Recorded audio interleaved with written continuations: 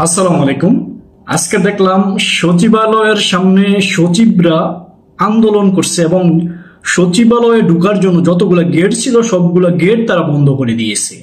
বাংলাদেশের মধ্যে যত দুর্নীতি হয় সেই দুর্নীতির যে মূল কেন্দ্রবিন্দুটা এটা হলো এই সচিবালয়।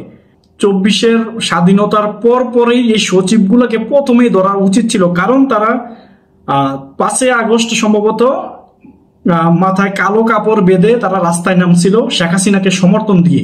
সর্বপ্রথম এই সচিবগুলাকে আইনের আওতায় আনা উচিত ছিল।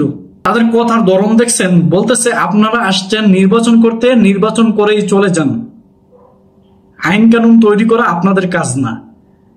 মানে এরা চাচ্ছে সচিবালয়ে তারা যেভাবে দুর্নীতি করতেছে, যে দুর্নীতির স্টাইলটা এভাবেই থাকুক, এখানে যেন কেউ হাত না দেয়। এখানে হাত দিলে তারা রাষ্ট্রের যত কাজকর্ম আছে তারা স্থগিত করে দিবে, রাষ্ট্রের কোনো কাজ চলবে না।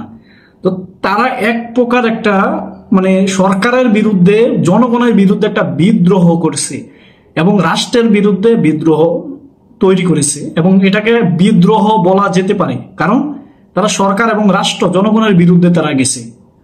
তারা স্বাধীনতার বিরুদ্ধে গেছে, 24-এর বিজয়ের বিরুদ্ধে গেছে। এই গত 15 বছর এই সচিবগুলোকে কারা নিয়োগ দিয়েছিল? গত 15 বছর কিন্তু শেখ হাসিনা এই সচিবগুলোকে নিয়োগ দিয়েছে প্রত্যেকটার বায়োডাটা চেক করে, তার বাবা কি করতো, তার দাদা কি করতো, তার দাদার দাদা কি করতো, সবগুলো যাচাই বাছাই করে এই সচিবগুলোকে নিয়োগ দেওয়া হয়েছিল। সুতরাং এই সচিবগুলোকে আপনি নিরপেক্ষ বলতে পারবেন না। এই সম্পূর্ণভাবে এই পরাজিত শক্তির অংশ এগুলাকে খুব তাড়াতাড়ি বহিষ্কার করতে হবে, এগুলাকে সচিবালয় থেকে খুব তাড়াতাড়ি ছাঁটাই করতে হবে। তা না হলে এই অন্তর্বর্তী সরকারকে আরো অনেক মূল্য দিতে হবে।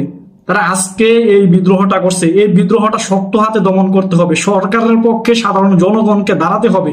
ছাত্র জনতা এক হয়ে এই সচিবগুলাকে, যেই সচিবগুলা এই রাস্তার মধ্যে আইসা আন্দোলন আজকে এই বিদ্রোহটা করলো, তাদের সবাইকে একটা সেসা দিতে হবে, চরমভাবে একটা সেসা দিতে হবে। কারণ এই সচিবগুলা গত 15 বছর এমন কোনো দুর্নীতি নাই তারা করে নাই, প্রত্যেকটা সেক্টর থেকে তারা দুর্নীতি করেছে। খোঁজ নিলে তাদের ব্যাপারে যদি আপনারা খুব ভালো করে খোঁজ নেন, দেখবেন মানে কম করে হলো 97 থেকে 98% সচিব এই অনৈতিক, এই অনিয়ম, এই দুর্নীতির সাথে জড়িত। সুতরাং এখন একটা খুব জরুরি কাজ হলো ছাত্র জনতা এক হয়ে এই সচিবগুলোকে শক্ত হাতে দমন করা, তাদেরকে একটা চরমভাবে একটা চেঁচা দেওয়া দরকার। কারণ এগুলোই আওয়ামী লীগের দোষর, এগুলোই স্বৈরাচারের দোষর, এগুলোই পরাজিত শক্তির দোষর। আপনারা যদি এগুলোকে এখন দমন না করেন, ভবিষ্যতে এরা আরো শক্ত হয়ে ডালপালা মেলবে। এই সচিবগুলোকে যারা আজকে এই বিদ্রোহের মধ্যে অংশগ্রহণ করছে, প্রত্যেকটা সচিবকে তার কাছ থেকে অব্যাহতি দিতে হবে।